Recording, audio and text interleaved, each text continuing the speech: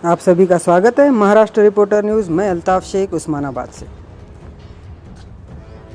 आज की सबसे बड़ी खबर है जो अभी खबर चल रही है। एमआईएम नेता खासदार इम्तियाज़ जलील जी ने शरद पवार साहब जी को ऑफ़र दिए कि गठबंधन एमआईएम करने के लिए तैयार है। वो ये ऑफ़र स्वीकार करते हैं या नहीं, ये सीधा सवाल खासदार इम्तियाज़ जलील जी ने शरद पवार जी साहब से किया था। मगर इसी के बीच जब ये सवाल शिवसेना नेता संजय राउत तक पहुंचा, उन्होंने इसके ऊपर बहुत ही बड़ा ट्वीट किया। बड़ा ही सोचने वाला ट्वीट है कि संजय राउत जी ऐसा भी कह सकते हैं। गठबंधन ऑफर पर संजय राउत ने शिवसेना का पक्ष रखते हुए, मतलब गठबंधन का शिवसेना का पक्ष ये रखा है कि इसके अंदर महाविकास आघाड़ी 3 पक्षों पर चल रही है। इसके अंदर कांग्रेस, राष्ट्रवादी कांग्रेस और शिवसेना। इसके साथ शरद पवार जी ने इसके ऊपर अभी तक कोई ट्वीट नहीं किया है, ना ही कांग्रेस के किसी नेता ने अभी तक कोई ट्वीट किया है। मगर शिवसेना नेता संजय राउत ने बड़ा ही सोचने वाला ट्वीट किया है। उनका कहना ये है कि ये सरकार छत्रपति शिवाजी महाराज और छत्रपति संभाजी महाराज के आदर्शों पर चलने वाली सरकार है। औरंगजेब की कब्र पर घुटने टेकने वाले और माथा टेकने वाले पक्ष के साथ ये सरकार गठबंधन कैसे कर सकती है।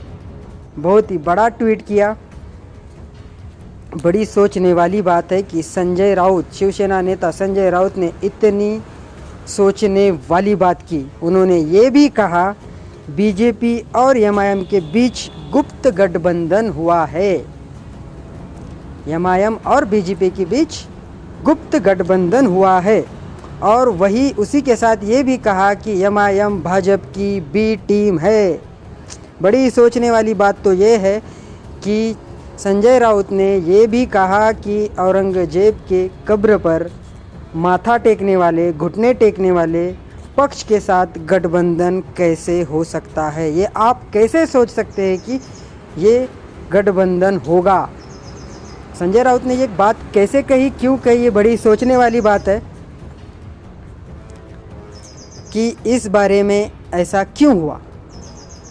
अभी तक तो इसके ऊपर सवाल किसी ने किया नहीं है, मगर ये जल्दी ये सवाल हम उन तक ज़रूर पहुंचाएंगे कि उन्होंने ऐसा क्यों कहा कि औरंगजेब के कब्र पर माथा टेकने वाले, घुटने टेकने वाले पक्ष के साथ गठबंधन नहीं हो सकता। जबकि खासदार इम्तियाज़ जलील जी ने ऑफ़र शरद पवार जी को दिया था।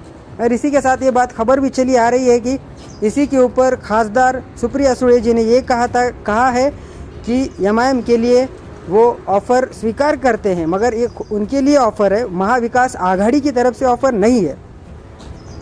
ये बड़ी सोचने वाली बात थी कि संजय राउत ने इतना बड़ा ट्वीट किया। क्या सोच समझ कर किया ये पता नहीं है, ये जल्दी पता चलेगा। ये सवाल अगर हमको उनसे करना है तो हमारी ये बात उन तक ज़रूर पहुंचानी चाहिए। ये बात उन तक पहुंचनी चाहिए कि इतना बड़ा ट्वीट उन्होंने कैसा किया। ये बात तो हम मानने के लिए तैयार हैं।